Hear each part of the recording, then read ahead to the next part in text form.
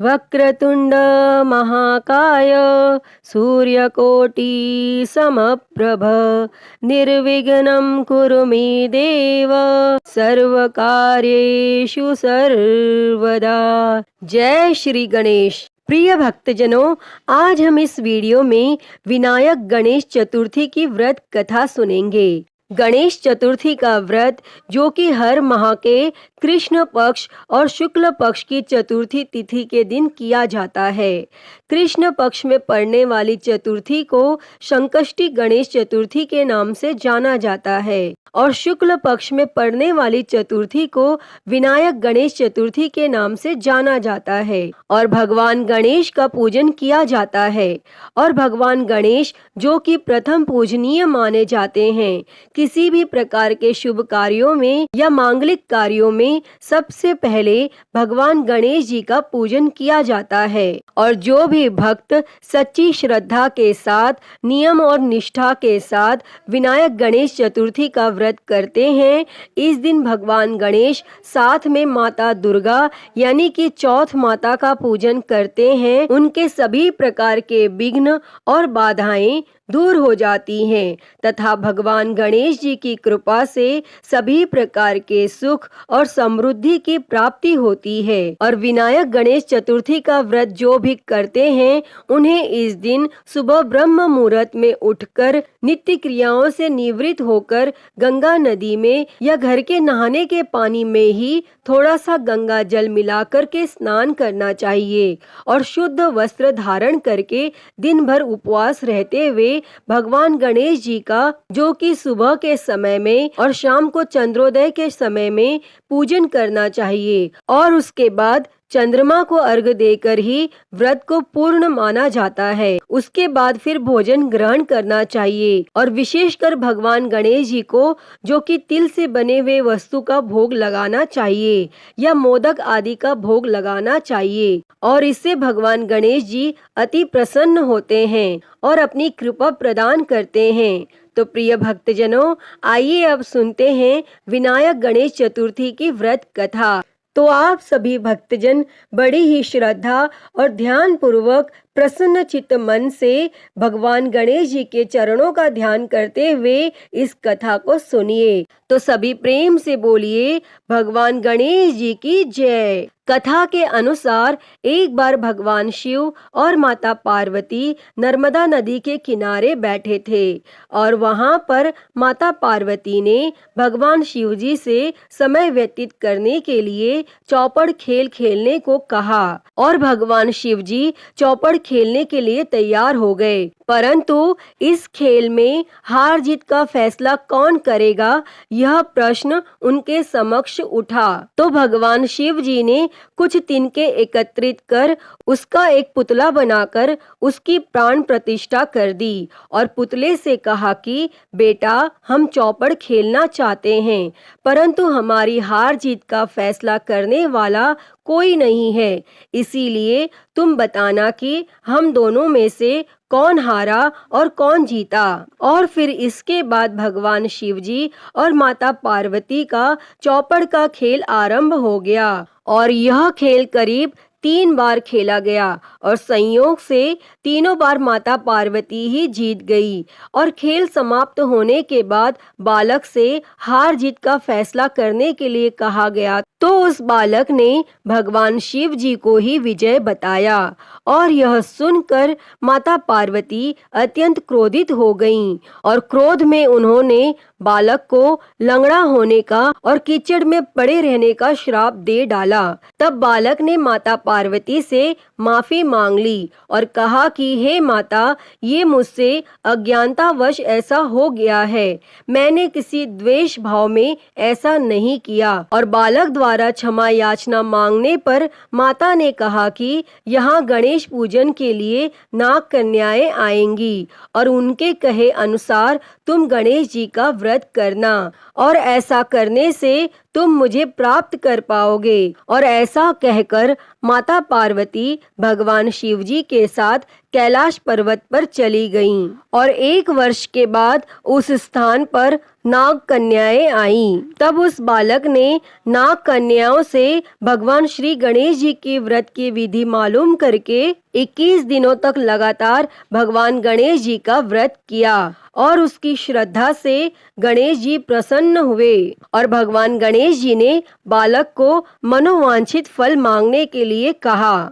तब उस पर बालक ने कहा कि हे विनायक, हे विघ्नहर्ता गणेश जी, मुझ में इतनी शक्ति दीजिए कि मैं अपने पैरों पर चलकर कैलाश पर्वत पर पहुंच सकूं। और भगवान गणेश यह देखकर प्रसन्न हुए और उन्होंने बालक को वरदान देकर वहां से अंतर ध्यान हो गए। और इसके बाद वह बालक कैलाश पर्वत पर पहुंच गया और कैलाश पर्वत पर पहुंचने की कथा उसने भगवान शिव जी को सुनाई। और चौपड़ खेल वाले दिन से ही माता पार्वती जी भगवान शिव जी से विमुख हो गई थी। अतः देवी के रुष्ट होने पर भगवान शिव जी ने भी बालक के बताए अनुसार 21 दिनों तक भगवान श्री गणेश जी का व्रत किया और इस व्रत के प्रभाव से माता पार्वती के मन से भगवान शिव जी के लिए जो भी नाराजगी थी वह समाप्त हो गई। और तब यह व्रत विधि भगवान शंकर ने माता पार्वती को बतलाया और यह सुनकर माता पार्वती के मन में भी अपने पुत्र कार्तिकेय से मिलने की इच्छा जागृत हुई। तब माता पार्वती ने भी 21 दिनों तक श्री गणेश जी का व्रत किया तथा दुर्वा पुष्प और लड्डुओं से भगवान गणेश जी की पूजा और अर्चना की। और व्रत के 21वें दिन स्वयं कार्तिकेय जी माता पार्वती से मिलने पहुँचे और उस दिन से श्री गणेश चतुर्थी का यह समस्त मनोकामनाओं की पूर्ति करने वाला व्रत माना जाने लगा। और इस व्रत को करने से मनुष्य के सारे दुख दूर हो जाते हैं और मनुष्य को समस्त सुख सुविधाओं की प्राप्ति होती है। अतः हे गणेश जी, इस कथा को कहते, सुनते और हुंकारा भरते सब पर अपनी कृपा बनाए रखना, सभी के दुख और कष्टों को हरना, सभी के जीवन में सुख और शांति देना। तो सभी प्रेम से बोलिए भगवान श्री गणेश जी की जय, श्री उमापति महादेव की जय, सर्व देवी देवताओं की जय। प्रिय भक्तजनों, आइए अब सुनते हैं गणेश जी की एक और कहानी। तो उससे पहले आप सभी प्रेम से बोलिए गणेश भगवान की जय। किसी गांव में एक माँ बेटी रहते थे। एक दिन बेटी अपनी माँ से कहने लगी, माँ, गांव के सभी लोग गणेश मेला देखने जा रहे हैं, मैं भी मेला देखने जाऊंगी। तब माँ ने कहा, मेले में तो बहुत भीड़ होगी, तुम गिर जाओगी और तुम्हें चोट लग जाएगी। परंतु लड़की नहीं मानी और वह मेला देखने की जिद करने लगी। तब माँ ने कहा, ठीक है, पर ध्यान से जाना, अब नाराज मत हो। और जब वह जाने लगी तब उसकी माँ ने उसे 2 लड्डू दिए और 1 घंटे में पानी दिया। माँ बोली, 1 लड्डू और थोड़ा सा पानी गणेश जी को दे देना और दूसरा लड्डू, बाकी बचा हुआ पानी तुम पी लेना। और फिर लड़की लड्डू और पानी लेकर मेले में चली गई। और शाम होने पर गांव के सभी लोग वापस आ गए, लेकिन लड़की वापस नहीं आई और वह मेले में गणेश जी की मूर्ति के पास बैठ गई और कहने लगी कि 1 लड्डू और पानी आपके लिए और दूसरा लड्डू और बाकी बचा हुआ पानी मेरे लिए। अब आप जल्दी से अपना लड्डू खा लो और पानी पी लो, ताकि मैं भी अपना लड्डू और बाकी बचा हुआ पानी पी सकूं। और इस तरह कहते कहते पूरी रात बीत गई और गणेश भगवान सोचने लगे कि अगर मैंने यह लड्डू नहीं खाया और पानी नहीं पिया तो यह लड़की अपने घर नहीं जाएगी। इसीलिए गणेश भगवान एक छोटे से लड़के के वेश में आ गए और उन्होंने उस लड़की से एक लड्डू लेकर खा लिया और साथ ही थोड़ा सा पानी भी पी लिया। और फिर वह कहने लगे, तुम्हें जो चाहिए वह मांग लो। तब लड़की सोचने लगी कि क्या मांगू, अन्न मांगू, धन मांगू, या फिर खेत मांगू, या महल मांगू, या फिर अपने लिए एक अच्छा सा वर मांग लूं।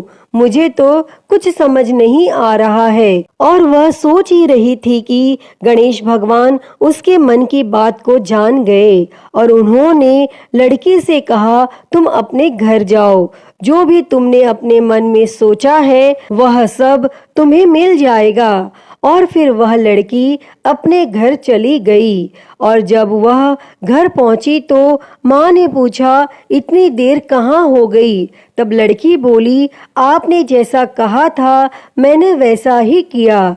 मैंने एक लड्डू और थोड़ा सा पानी गणेश जी को पिला दिया और दूसरा लड्डू और बचा हुआ पानी खुद पी लिया। और उसके इतना कहते ही लड़की ने जो सोचा था वह सब उसे मिल गया।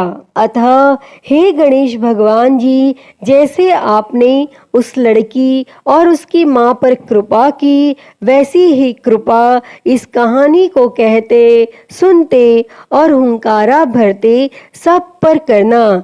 कथा अधूरी हो तो पूरी करना, पूरी हो तो मान रखना। तो प्रेम से बोलिए गणेश भगवान की जय। प्रिय भक्तजनों, आइए अब सुनते हैं गणेश जी की एक और कहानी। एक समय की बात है, किसी गांव में एक ब्राह्मण और ब्राह्मणी रहते थे। वह ब्राह्मण हर रोज सुबह उठकर गंगा जी में नहाने जाता और आकर गणेश भगवान की पूजा करता था। लेकिन उसकी पत्नी को यह पूजा अच्छी नहीं लगती थी। वह हर रोज ब्राह्मण से कहती कि तुम सुबह सवेरे ही पूजा करने बैठ जाते हो और मैं घर का काम काज झाड़ू बुहारी कब करूं? लेकिन वह ब्राह्मण उसकी बात को अनसुना कर देता। एक दिन ब्राह्मण गंगा जी में नहाने गया। पीछे से उसकी पत्नी ने भगवान गणेश जी की मूर्ति को छिपा दिया। तब ब्राह्मण ने आकर पूछा, मेरी गणेश जी की मूर्ति कहाँ गई? तब ब्राह्मणी ने कहा, मुझे नहीं पता कि आपकी मूर्ति कहाँ है। और उस दिन ब्राह्मण ने खाना नहीं खाया और कहा, मैं तो गणेश भगवान की पूजा करके ही खाना खाऊंगा। ब्राह्मणी ने ब्राह्मण को बहुत समझाया कि खाना खा लो, पर ब्राह्मण ने खाना नहीं खाया और वह रोने लग गया।